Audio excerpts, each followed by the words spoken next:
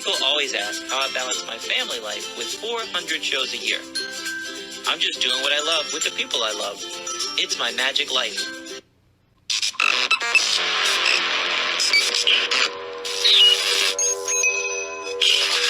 I like Wes Iseli. I like everything about him. All right. This week it is our Halloween episode. Woo. We had that wasn't planned either. We have different guests lined up for the month, but we're like, you know what? We've already got everything booked out through Halloween. We don't have time for our Halloween episode. Let's do it like in the middle of the month. That'll work. That'll be good. A little early. That's okay. Still in the Halloween spirit. So a couple things going on. Natalie's still got severe chest pains. We just went to the doctor this week. Last week, but and they were like, well, we've done CT scans, we've done MRI scans, we've done this, we've done that. Next time tried medications and that's not working. It's not what we thought it was. She has to drink some kind of shake, and then they're gonna x-ray that. And other than that, we'll see you in 3 months. And we left the place and she was bawling. Yeah, so well, I guess I had my hopes up. I didn't realize I had my hopes up that I was gonna get some sort of something answer, but I just had to answer the same questions that I answered 3 months ago. Like I had never actually been there before. And then you're gonna do this one thing, which is scheduled for 2 weeks from now. And then I have to wait until January. And she's been in pain ever since she left the place. Yeah, I've been in consistent pain. It seems like just about every day, but not like horrible. But yesterday it bring me to my knees. Your day's done. It's over. You're done. Pain. So I had her call the doctor today and say, hey, look, she calls it a flippy floppy. She says she has chest pain, but the flippy floppy name is too cute. And when she goes in there, look at that smile on her face. She doesn't like she's in pain. I'm never in pain when I go to the doctor. Go figure. So, hey, you guys took her off the oxycodone. You didn't want her getting addicted. She didn't want to get addicted. She didn't like the stuff. But you gave her nothing in replace of it. Can she have some kind of painkiller? Even if it just took the edge off. So it was just like the chest pain that I can work through, where I'm like, I'm telling him because he wants to know. And yeah, it hurts, but I can muster through because who else is going to do all this stuff that's on my to-do list? If it just brings it down to that level and not a level of, holy crap, I wish somebody would just knock me out. So I'd just be out. Maybe when I wake up, it'd be gone. She was in a ball in the kitchen yesterday. And she was not doing good at all. Like, honey, are you okay? And no, wasn't. She couldn't even lift her head to look at me. Yeah. Normally I'd say, oh, I'm fine. Yesterday he said, are you okay? I said, no. So if you notice me struggling to breathe, I have that. What do they call it? They call you had bronchial pneumonia last spring, but he's gotten a cold once since then, and they gave him an inhaler because he started having issues breathing, and they said that's just side effects from the pneumonia you had earlier with the stuff. So then he got another cold, and for some reason that's happened. So they put him back on just steroid pills to try that they had put on when he had the bronchial pneumonia. So hopefully, I don't think it's full blown bronchial pneumonia this time, but it's messing him up every time he gets a cold.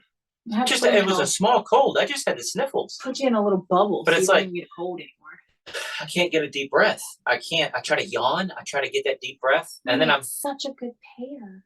It's awful. It's awful. So I'm on steroids. She's on pain medicine, and it's our Halloween episode. I want to get that out of the way. Also, one more thing before we get into the fun stuff. Halloween episode. Tell everybody what I've been doing today.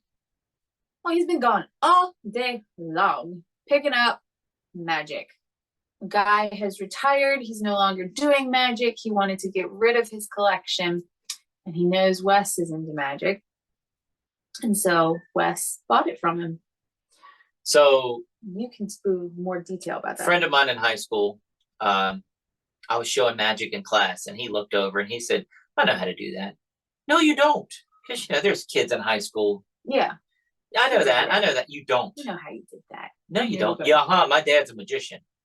Yeah, right. Well, you don't know how I did this trick. And he couldn't duplicate it, but he may have known a method for that trick. And we started talking. He's like, no, seriously, come to my dad's house. I'll take you to my dad's house. I went into his dad's house, and his dad had a magic room.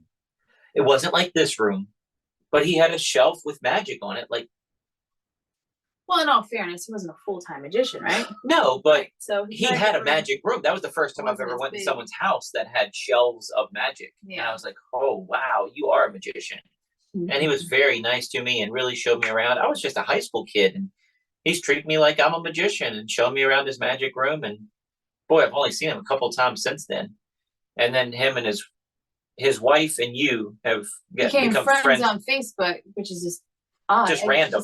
Random. And it's a new wife. Friends on Facebook, and she was like, "Oh, what do you do?" And so I said, "Well, we do magic shows as a family for a living, and I'm a health coach on the side." And she goes, "Oh, what's your husband's name? What is your, because I said you're the magician, the main magician." And I said, "Wes Iseli." She goes, "Oh, my husband knows him." I said, "That's not surprising." And and then just went from there. And she's like, "My husband's selling his magic because he's retiring. He don't want to do it anymore. He wants the space for something else." So got those two hooked up, and yeah. That's what I did today. And there was some really cool stuff in there. There's stuff that there was a candle trick, and I'm not gonna be able to explain to you guys what it is without showing it to you. But there was a trick where a candle, the center of the candle vanishes. It's like a large stage illusion. It's a classic in magic. Will I ever do it in a show? No. Do I want one? Yes.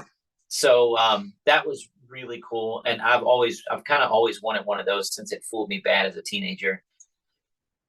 By him? It wasn't in his house. No, it was in another collection I saw. And the guy was like, "Really? That fooled you?" Because it is just a stage illusion, but it's a candle. A girl in a box, she can move. An inanimate object is not going to get out of the way of swords. Right. That's what fooled me. Yeah. But anyway, so I got that. I got one of our first illusions we did together. I put your head in a box and stuck swords in it. Mm-hmm. So I got one of those head boxes, but it's got like 30 bows and arrows, and then you show your head vanish, and you put all these arrows through the thing. Bunch of books, DVD. I got a van load of magic. Yeah, it was a van load of magic. Literally a van load. So took up the whole van. It was a good cargo day. van. It not was a like good day. On seats, an open wide van. He didn't have boxes, so it kind of spread out. Wasn't packed tall. It's still a lot. It was a lot. It was a lot. But it was a good day. And after this podcast, I'm gonna go through the collection and go play. So I'll make you a fire. You gotta find places to put it. I told him, I don't care that he goes and gets magic. I just don't. We moved to this house with the purpose being bigger magic room, plus he gets the garage, plus he has an outdoor work shed. Please, let's not have crates of magic in my laundry room, in my kitchen, in the living room, like we did at the old house, because we had no room. I want room to live. Our kitchen. Please don't let us start creeping into living areas. I don't care if he wants, like, we have the dining room decorated with magic posters and everything. That's fine. I don't mind that. I'm just saying I don't want crates in the middle of my kitchen again. That's all. We had packing crates that looked like a metamorphosis trunk. I had 2 of them. Yeah.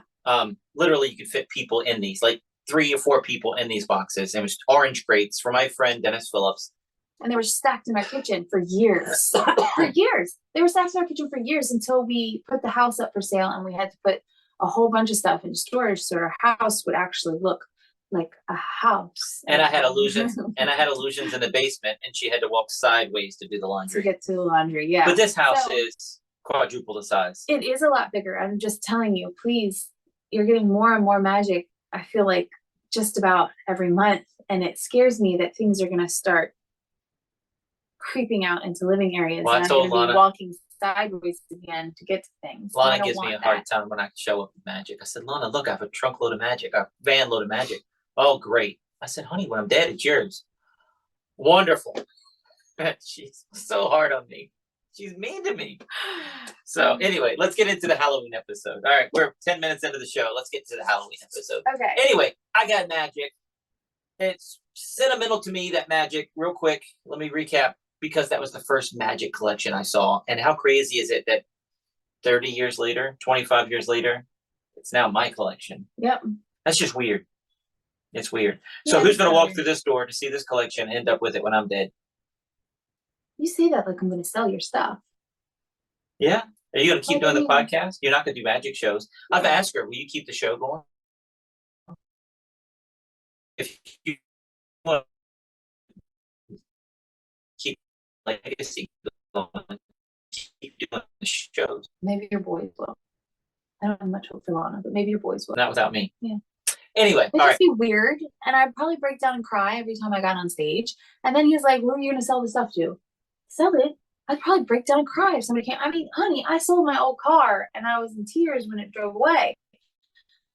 How? And that's just a car. It was my car that I had for years. I had no problem getting rid of How your am car. I supposed to get rid of your stuff? Besides, he's not allowed to die. So I feel like I'm closer to death right now. Of the two of us, I don't know. Excuse me. All right, so let's get into this. What do you have? I told her to do some research. Don't tell me anything. Give me some spooky stories. Give me some Halloween stories. Go back. We do this annually. We do a Halloween episode. We both have alien encounters. Go back and listen. Kind of. yeah. Yeah, it's not like we're abducted, but we've seen stuff. No, but yeah, what else could it be? I don't know. Maybe there's some sort of explanation, but we don't have one. And we both have seen things that we would say could be a ghost, but it's not repeatable. Right. Right? Like you can't make the situation happen Yeah. again. Is that what you're saying? Yeah. Right. So, like an alien encounter. Did I see that? Well, you didn't see it. So, did it work? Did it really? I don't know. Go back and listen. Yeah. So, what do you got today? You have printout. I have 3 scary stories. And See, I just printed have them out. I just have just a couple things to get us talking points. Oh. So go ahead, read me a story. Okay. So these are people who just put their stories out there online, apparently, about scariness. So Oh, wait, have you read this prior? yes. Okay, all right, That's why just I making picked sure. these to do. I'm ready. I've I'm ready. read past a whole bunch. So this person wrote, I've never lived in a haunted house, but my mother did as a teen. Other houses on her street had strange things going on too. A few homes away from her lived a family. One night, the daughter went to bed with a bad headache. The next day, she was dead. She'd passed away from an aneurysm. After her funeral, the family went away to get their minds off the tragedy, and the father asked my uncle, my mom's brother, to check on their pets. My mom and dad, who were dating at the time, went with him. My mother had heard there was a grand piano and she wanted to play it. My dad was studying to be a veterinarian. After entering the house, my uncle and my father headed to the basement to see the animals, and my mother went to the piano on the ground floor. She was playing it when she felt something brush her ankles.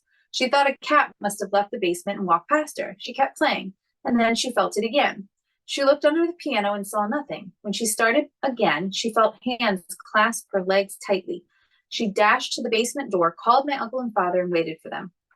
Back outside, my uncle could tell my mom was rattled and asked what was wrong.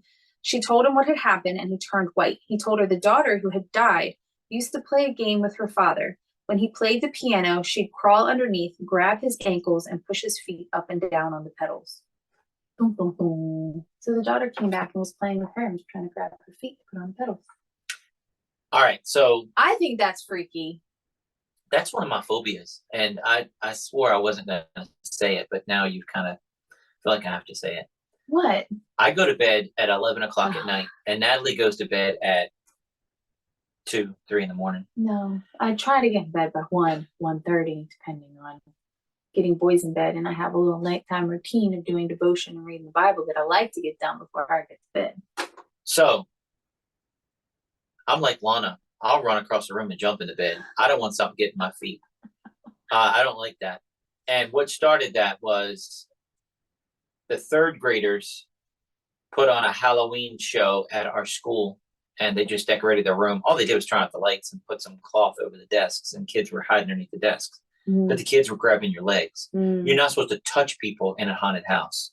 So ever since then, I've had like a phobia of like walking down our steps at our old house. I was always afraid of somebody grabbing my legs. Oh, in the basement because they weren't closed in? How many So times? you closed them in. How many times did I walk down this? How many times did I grab your legs walking down the steps? Did I ever get underneath the steps and grab your legs? No. I'm sure I did, Lana. I'm sure I did, Lana. Why would you do that? Because What if they fell? No, you just you just And then they fall because you no, shoot the crap out of them going up and down. it's not like that. But it's Okay. No, you never did that. because To me. that's And that's then a terrifying thing for then me. you closed them in because we put a pantry underneath the steps. Yeah, but it wasn't because of that I closed it in. I just No. always had a fear of something grabbing my legs walking up and down steps. I don't like that. Yeah. So Well, now don't you grab my can't- legs in the Now piano. you can't play the piano. I have no Like, interest in playing the piano Right. anyway. So that's good. That's good. All right, what else you got? What, you're not going to share a story? Oh, well, I got a story. So I was just listening to a podcast thing about creepy, It's creepy. can't breathe, creepy stories. And you have to listen to a lot of junk to get one that's kind of good. Right. I had to read through a lot of crap to get 3 stories that were And, halfway decent. The one I read today was the guy was an avid jogger. And at the end of his neighborhood, there's a jogging trail. And you go like a half mile on like a gravel road, and then it just opens up to the forest. But there's trails back there. And you go 2 miles down, and then you come 2 miles back up around on a different trail. And on his way down, he's like 1.75 miles, and he gets a ding on his phone. That's weird. But it was an airdrop ding. It wasn't a Ooh, so messenger. they have to be close. That's what he said. So something has to be close. He's like, just keep jogging, because there's nobody out there. He never runs out to anybody. It's at the end of a neighborhood, but no one uses it. He said he's done it every day after work for years. He walked by a lady walking her dog once and another jogger once, but he saw no one on the trail. So as he turned back to Did go he up, read the message? as he turned back to go up to 2 miles, he picked up his phone like he was going to adjust his music, but he kept jogging. And it was a picture of him jogging, and it said stop. But it's a picture of him right now in the clothes he's wearing. They took that picture right there. And from the picture, it looked like somebody was in the bushes taking a picture because he saw nobody on the trail. So he just jogged, and then he started hearing somebody behind him jogging, and he didn't want to turn around. He just kept going as fast as he could. And he said he's never run that hard before. He still has to go uphill almost 2 miles. Was the person trying to warn him? He didn't know what he wanted. He had no, I mean, that's all it said. It's a picture of him, and he just kept going.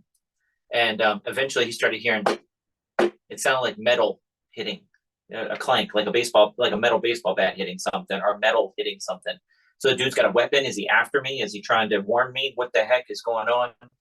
And he got back up to the street. The street light was on, houses around. He kind of looked behind him. There's nothing there. And he never jogged that trail again. That was the whole story. Ooh, that's freaky. But an airdrop while you're jogging in the woods. Telling you to stop. What if somebody died because he didn't stop? Well, they wouldn't chase him with a bat. Maybe they wanted him to stop to help him with the guy that was chasing with the bat to stop the guy from beating him. You're saying there's a third person in the woods. Yeah. Too many people. Yeah. All right, that was the best one. I mean, the other ones were pretty bad. They were like, police calls, but it was like, hey, there was a bloody handprint in the rest area. So I called the cops, and then I told them when they investigated it to let me know, but they never let me know. It's like, that's not a scary story. No, there's nothing, man. That's like the beginning of a That's story. the only story you got? That's all I got in my research. Yeah, but I have other things to talk about. Oh, well, I have 2 more stories. Well, let's do a story, and then I'll tell you some more. Okay. All right. So this is another one that somebody just put online. So I read it, thought it was all right. When did you do this? While Lana's doing school? You did this last minute, like today? I did it today.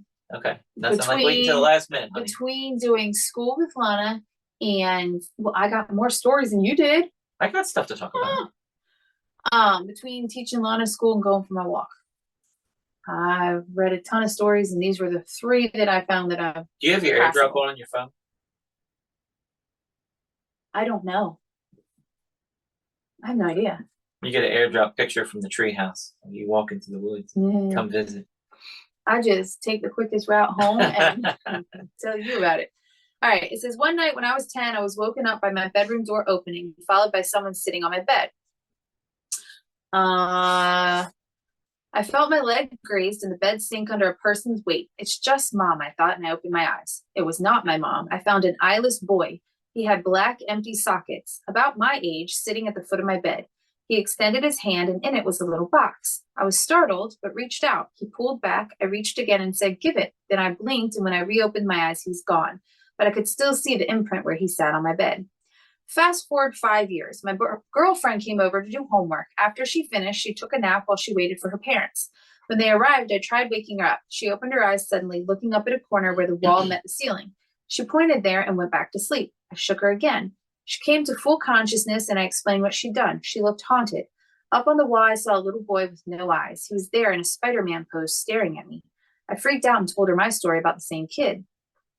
Fast forward another 5 years. I was with the same girlfriend and we had a 2-year-old. We were living in my parents' house in my old room. My daughter started waking up at the same time every night and she'd talk. After a while, I noticed she had almost the same conversation every night. I playfully asked her once whom she was talking to. She said, "It's a little boy. He's nice. He's lost and looking for his mommy." My daughter's nightly conversations continued until we got our own place later that year. That's why you check on the babies when they. You said, well, you didn't even hear them, so I go in there. I didn't hear them. Nope. Put pillow back on my head. I didn't hear a thing. I didn't hear a thing. That is not cool. That is not cool. Yeah, I don't know. I mean, you see them, and we've seen our kids do that. That's a creepy thing. You've seen your kids point to a wall. We've seen our babies point to a wall and just start talking. I was. Lex woke up first this morning. I took him down to go potty. And he's sitting there, sitting on the potty and looking behind me, saying, blah, blah, blah, blah, blah, blah, blah, blah. I'm like, what do you want? You want something back there? But there's nothing behind me. Yeah. It's just the kitchen table. There was something, Lana at our old house, when she sat in her swing, she would sit in her swing and it was in the living room in front of the fireplace. Now, this is a baby swing. Baby swing. And she'd sit in there and she'd just look off to the side and just start giggling. So I'm just saying it was your dad coming to meet his granddaughter because that makes me happy. Not an eyeless baby, and not an eyeless scared. kid. Yeah, no eyeless kids that she's laughing at, that type of thing. But that is freaky. What do they do? I mean, I think all babies like just laugh at it and point. Yeah, and have conversations with no one. What if they're just more open to seeing? That's what people say. You know, I don't know. I don't. So, it's the Halloween episode. We can talk like this, but normally I don't want to talk like this. Lana asked me, she has to take the trash out, and it's gotten dark outside. Yeah. She said, "Will you please, Dad? You're supposed to love me and protect me. Can you please, Lana? You need to take the trash out before it gets dark." Well, we'll talk about it. We'll talk about it. You'll go with her. You know I will. Yeah. You'll go. I told her. I said, "But if a monster comes out the woods, I'm just going to outrun you." I don't know what help I'm gonna be. That's not true. You grab her and run. So do I tell my? No, I'll do some of mine. Whatever. Okay. So, what do you think about just clowns in general? I don't mind them, but some of them can be freaky deaky. And we were fine with that growing up. Yeah. Some clowns are creepy. Yeah. You know, there was like Killer Clowns from Outer Space was a movie that was popular. I never saw it. The original It clown was always there. Yeah, I liked that book. It was a good book. But then, like, I don't know, 2014, kids started dressing up as clowns and freaking people out, and then it got like they got rid of Ronald McDonald. It went viral about, you know, killer clowns in the woods, and people were showing pictures on Instagram and stuff of clowns in the woods holding baseball bats and stuff. And then everybody started freaking out about clowns, and then they got rid of Ronald. And you don't see clowns anymore. What's wrong with Ronald McDonald? Nothing. What is a McDonald's commercial now? I don't see commercials ever anymore. But what is a McDonald's commercial, for heaven's sakes? I don't know. None of the characters that we saw growing up. No. But what is it? I mean, does the Happy Meal box have a smiley face or anything on it? People looking happy and eating burgers. Yeah. I don't know. I don't remember clowns being on it even when we used to get Lana Happy Meals. I don't think the boys have ever had a Happy Meal. Isn't that crazy? Yeah. That's weird. Isn't it? Because Lana got lots of Happy Meals. Lana got lots of Happy Meals. Lots of McDonald's toys donated. Then we started being healthier, and the boys, I mean, they weren't eating that yet. So I don't think they've ever had a Happy Meal. Not to say they haven't had chicken nuggets and fries. I'm just saying they haven't had a McDonald's Happy Meal. Yeah. Weird. So you got the It clown. Yeah. But is that what came back? The It clown?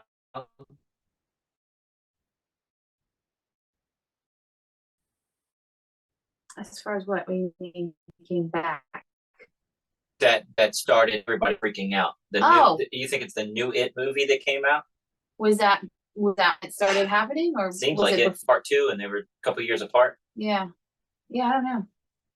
Which is just weird. I don't know. I don't see what's wrong with clowns. There's nothing wrong with clowns. Well, talk loud. You're I said there's nothing wrong with clowns. okay. All right. Just Underman. Do you remember him? Not really. He was no. all the rage for a while. Everybody was worried about this tall, slender guy in the woods that was like 14 feet tall, but real skinny. There's video games. I mean, I've heard of Slender Man, but I never. There was video games and all kinds of stuff. I never just really don't hear anything anymore about it. I never really heard the story, I guess. Was that when you were younger? Nope. I'm saying this was 2011, 2014. Wow. I guess I was out of loop. I don't know. Yeah. Or I just didn't care. I don't know. You talk about a ghost touching your ankles. Yeah. Jennifer, that I grew up next door, the girl next door that lived to me in my old neighborhood, her mom grew up in a haunted house. Oh, and she had tons of stories. And the craziest story I remember is that she said, her husband, her boyfriend was working, and he came home from work and got in bed and cuddled next to her and put his arm around her. And then and just like holding her belly and just rubbing her arm. And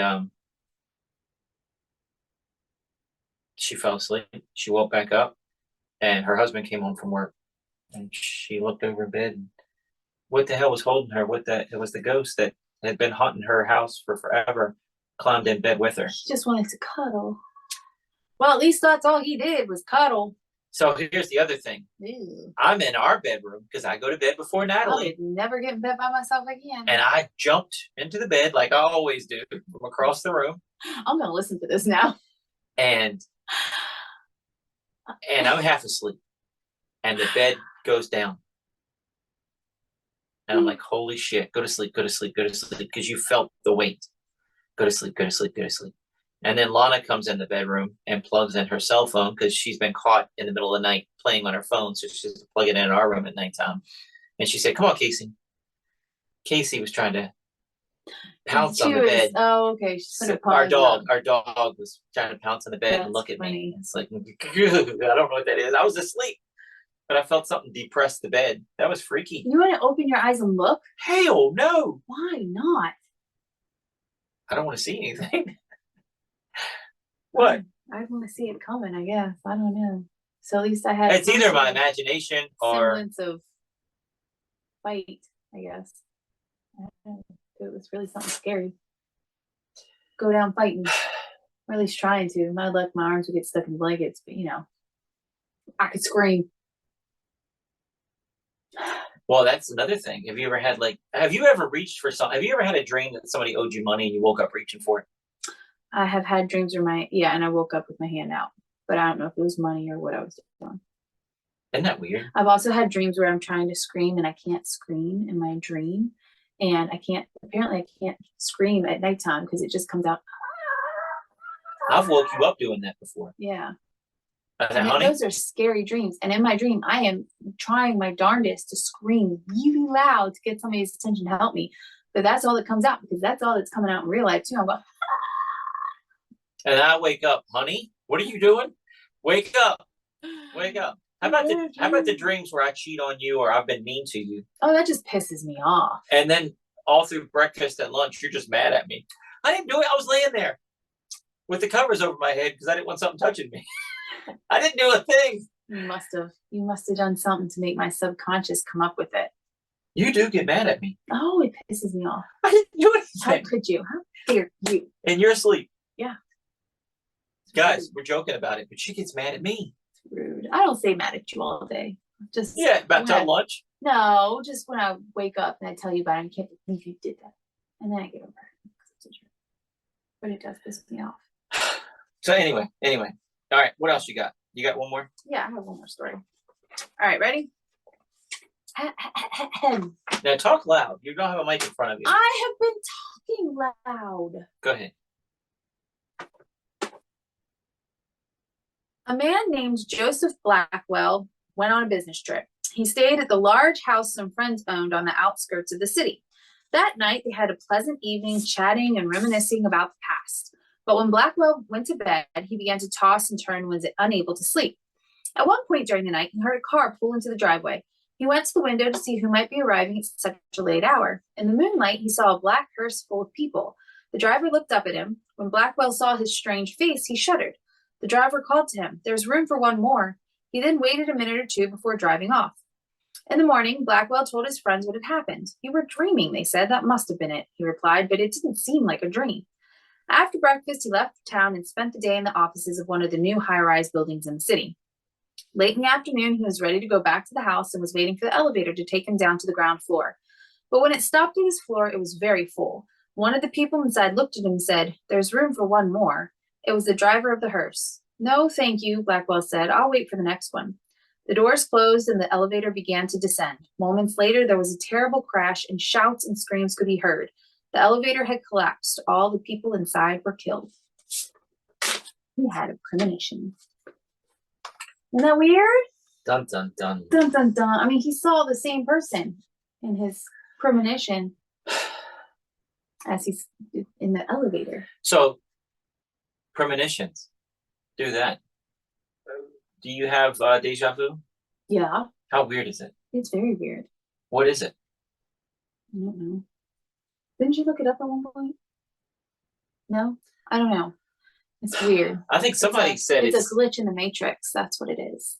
Or we've lived the same life before, and that's showing you the parallels. That's the crossroad markers that we remember.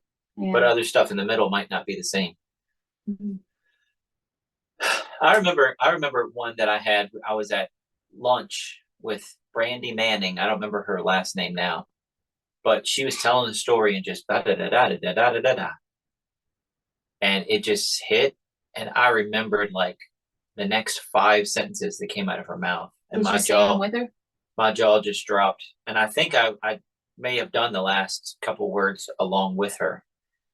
And I said, "I just had deja vu." And then in my head, I just had deja vu. I said that in my sleep or during the deja vu thing. That's weird. And that's a strong deja vu. Now, usually it's just like that was the longest one, man. It was like 2 to 3 minutes long. Weird. And it was like, well, I'm in it. I've been here. This is, and reoccurring dreams. I keep dreaming this house is bigger. And there's more trapdoors, sliding panels of other rooms that I still need to decorate. I still need to I have a magic room above this one. Ooh. That needs to be decorated. Like it's just an empty room. Why haven't I done anything with it How yet? are you going to add on to the house in the future? Well, if you go in the attic, there's a whole empty area over this. Yeah, but you can't get to it. It's like I just need to take a saw and saw it open more. Mm. But it's not a room. No, you'd have to It's part of insulate attic. it. It's insulated. Yeah. The attic is not insulated. That's why it gets hot and cold up there. But it's got the insulation material. For the ceiling, so it doesn't go here, but I'm saying not for the roof. Not for the top, yeah. Yeah. My mom had a dream, and she forbade me from getting on a gray bus. And I was like, okay. She was like, you got on a gray bus and it crashed and you and Lana died. And Wes, we didn't know what to do with him. You don't ever get on a gray bus. And then we had that opportunity to go to Africa that fell through. And she calls and she's like, okay, you know the gray bus thing? I was like, yeah.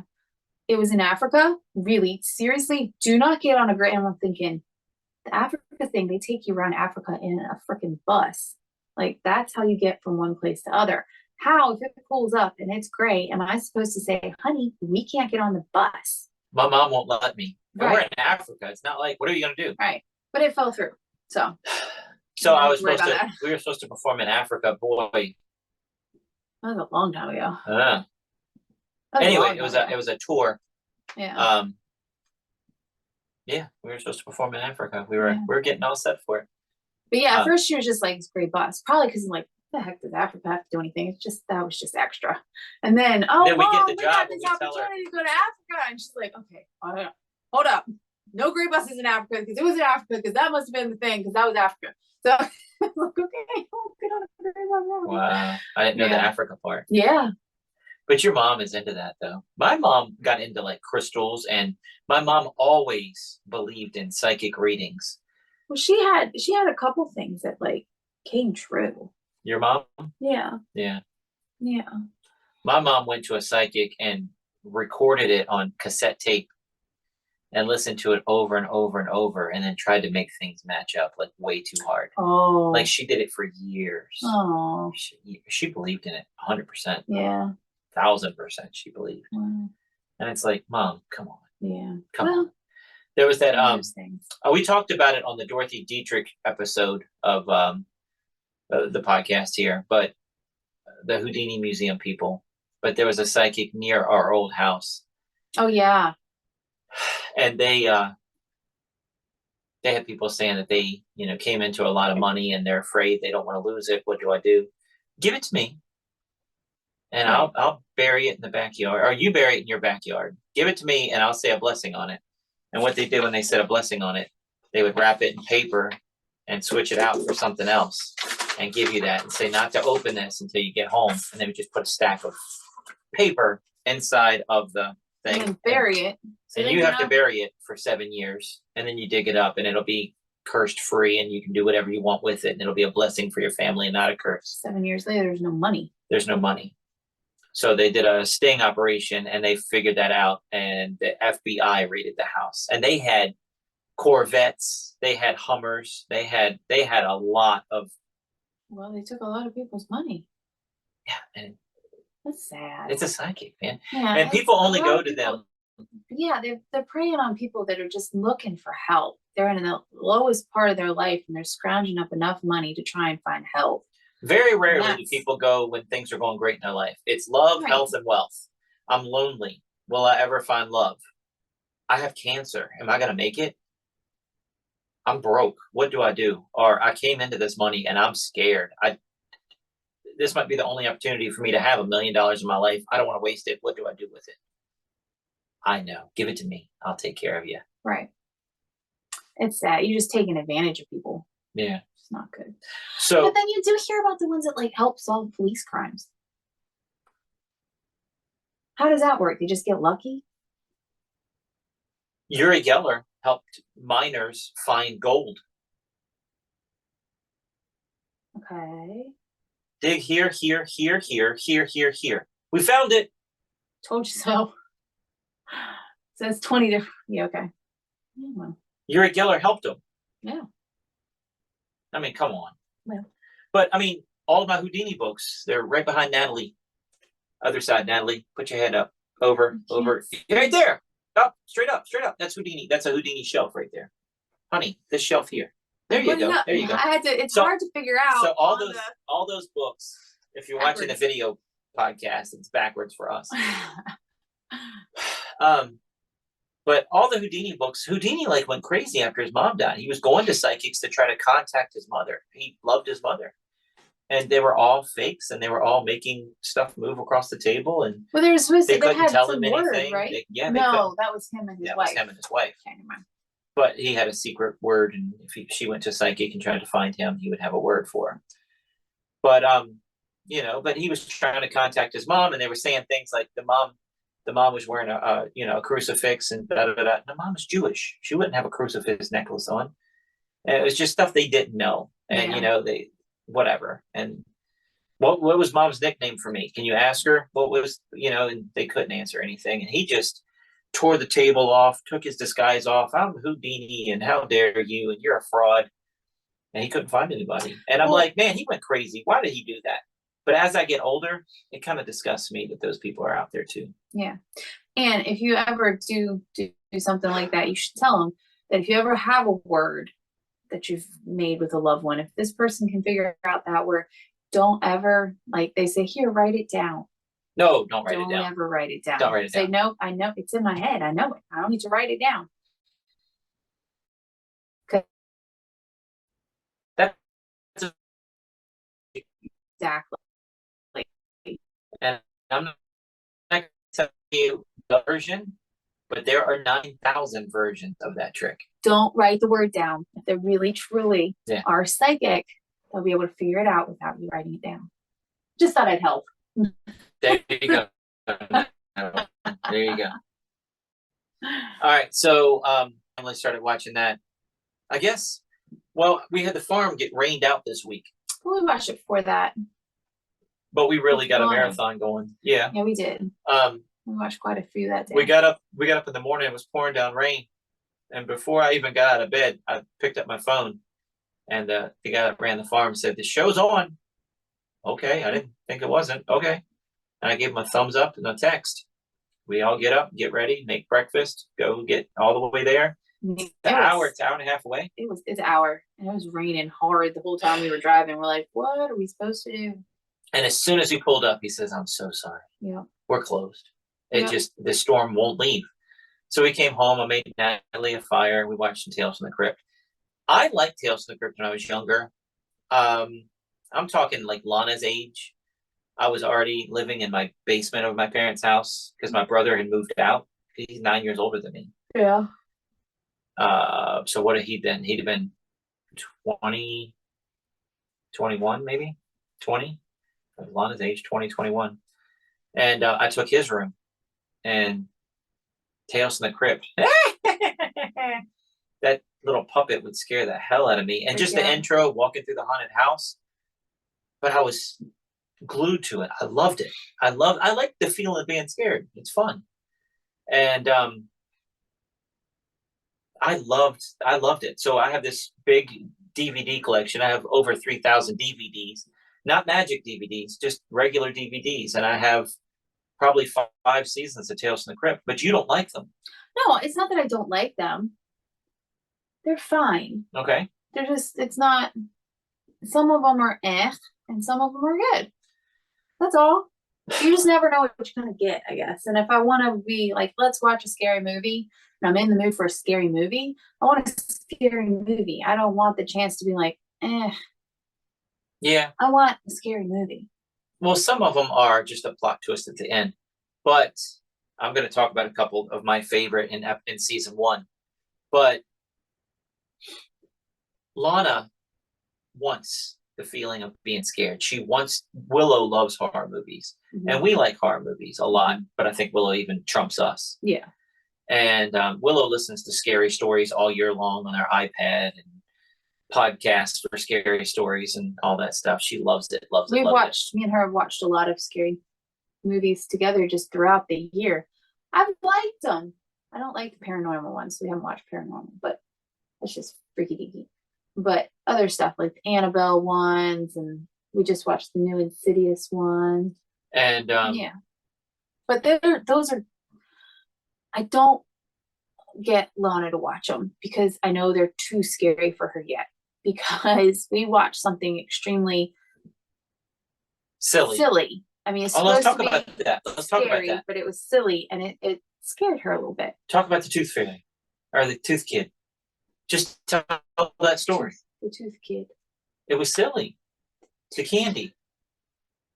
You have to leave a piece of candy for Tommy. Right. That was the one that scared her. So it was Halloween, and the kids go trick-or-treating, and you have to leave a piece of candy for this kid because this kid used to go trick-or-treating, and when he came home, his parents wouldn't let him have any of the candy.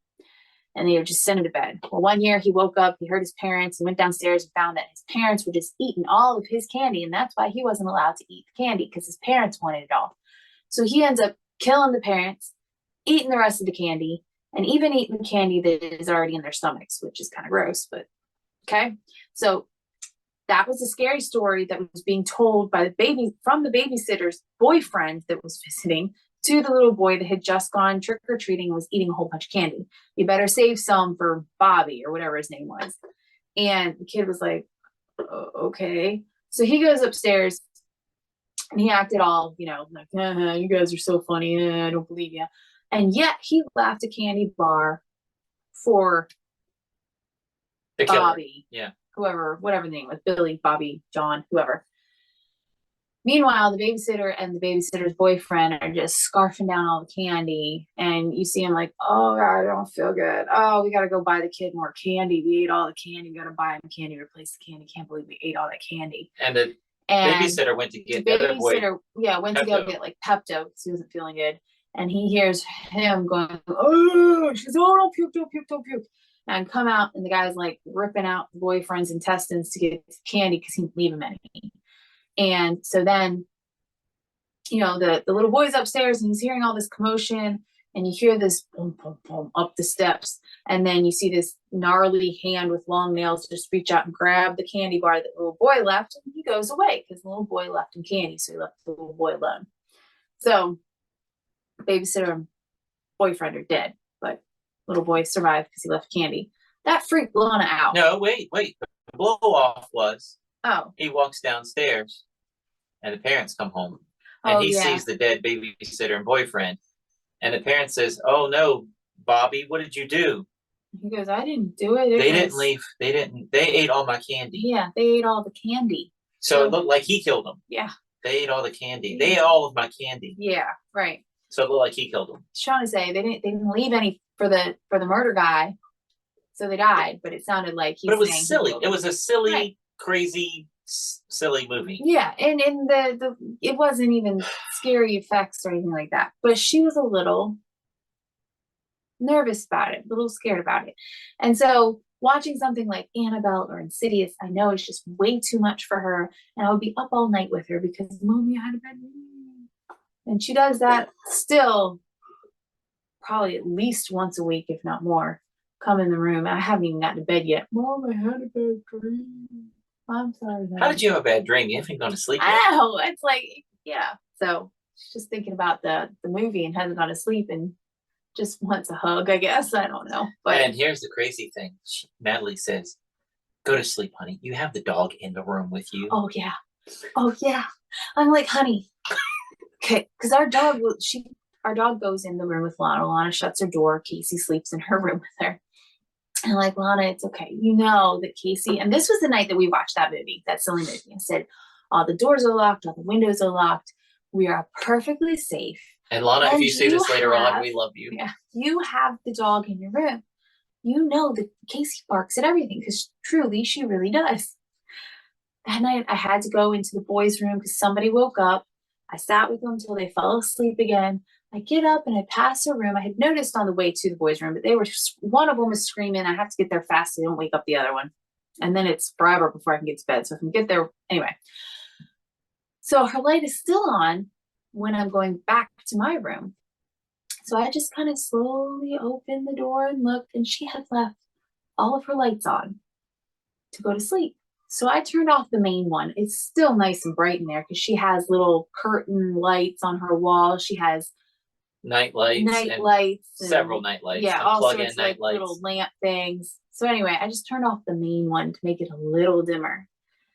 And I looked down at Casey on the floor, and Casey is just, she didn't open her eyes. She didn't hear me open the door, flip the switch, close the door, nothing. She just, I was like, so much for the dog waking up for any little noise. Just, whoops. It's crazy. Anyway, so back to Tales of the Crypt.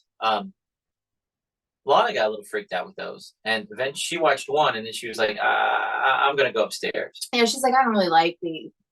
I don't really like these. I would rather color." I think it was the puppet guy. I think it was the puppet in the beginning music thing. Yeah. Because we made her put her phone down. Willow's real bad at watching stuff and on her playing phone. on her phone and looking up. You're not enjoying the movie. There's no way you're seeing the movie. Yeah. You're missing 90% of it. But there is one episode that freaks me out, and it's not scary. I don't think Lana was here. She was at camp. Well, I have 3 episodes that I want to talk about. And I said Lady Man User. She just uses men. What did it called? The Black Widow? I don't know what the episode was called. Lady Man User is not it. I think it was Black Widow. But number one, the lady is ugly. I don't know. It's not a nice thing to say, but this is a freaky character actress lady. She has this look. And it reminds me in Pet Sematary of Zelda. Pet Sematary was not scary to me, but the handicapped cousin Zelda that they took care of in the house freaked me out as a kid. Natalie doesn't remember Zelda from that movie. I don't know why, but I'll put a clip of Zelda in the Facebook podcast group. Freaky deaky. So this lady reminds me of Zelda, number 1. And number 2, the guy married her for her money. Just 100%. You know he did. Yeah. She was rich. They're on a back road. Trees in the road. It's pouring down rain. He can't move this tree. They see a house on a hill. They walk up to the house. She kind of kicks a potted plant to the side, and there's a key underneath of it. Oh, look what I found. Well, we're going to have pneumonia, or we're going to freeze to death outside. Let's go in. Well, the house is empty. They explore it. Wallpaper's peeling off the wall. Nothing's been touched in years. Dust everywhere. But they go in the living room, and it's a freshly made fireplace. Freshly made. All set to be lit. And so they go in there, and they, all right, take off your clothes and dry off. Well, I'm so shy. Well, let's consummate the marriage. No, let's go upstairs. I want a bed.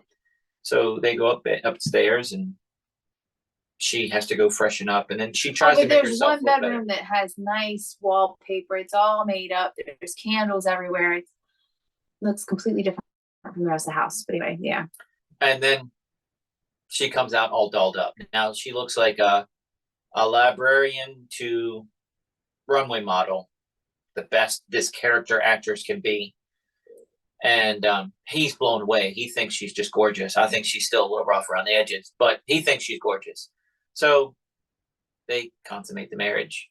And then she's like, oh, that was fantastic. I know I'm pregnant because it was perfect. And the baby's only this big. It's this big. And then he falls asleep. When he wakes up, he hears something downstairs. He goes downstairs. Fireplace is going. He sees his woman with another guy, his wife with another guy, making out on the sofa, consummating their marriage. And I think I'm pregnant. I think the baby's this big. And then she takes I want this night to be perfect. And the dude's Nothing sleeping. to mess up our perfect love, to ever get old. And I want to remember this perfect moment and never have it tarnished. So she takes the knife, the big battle axe above the fireplace, and just starts hacking the guy to pieces. Yeah. And then the guy's like, no, the new groom, no. And he runs over there and swats her, and he goes through her. It's a ghost. He's seeing how his bride was born, because that wasn't his bride that was having sex with the other guy. That was his mother-in-law having sex with the father-in-law. Right. That's right. My wife's husband died before she was born. Well, you just seen her get killed because the ghost is reenacting it in the house.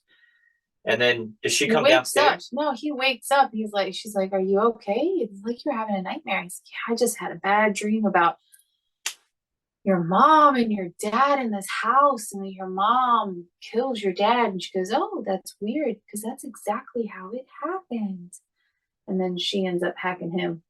That's a picture of Zelda from Pet Sematary. You don't remember that chick? You showed me. Does that look a little bit like that woman in that thing? A little bit, but like worse. Well, yeah, because it's got makeup on. It's got like movie effects makeup. Right, but I don't. But that was freaky deaky. Yeah.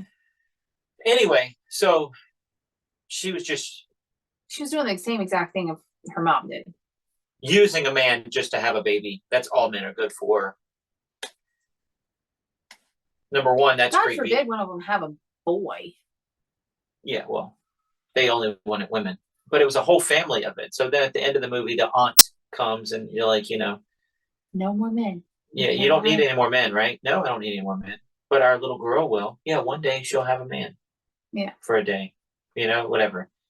But it's just, it's scary because it's like believable, I guess. Like there could be somebody out there that just, Black Widow, just uses men. Yeah. But the thing was, he was using her. Right. But then it's just psychological. It got me. Even as a teenager, that one freaked me out. Mm-hmm.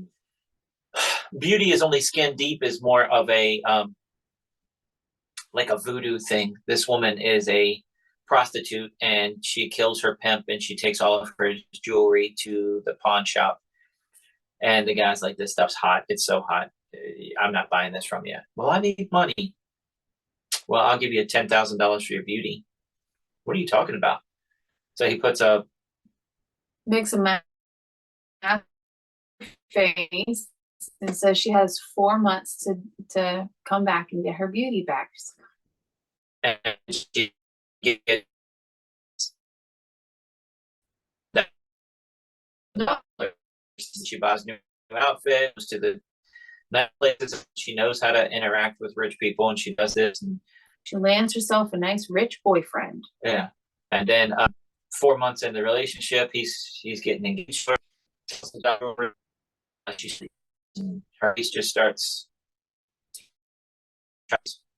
blemishes and stuff, and she's just aging horribly. And she wanted to turn the light on one morning, and he's like, "I got to go on a business trip. Give me a kiss." And she turns the lights and kisses him. And she looks in the mirror, and she looks like she's 30 years older.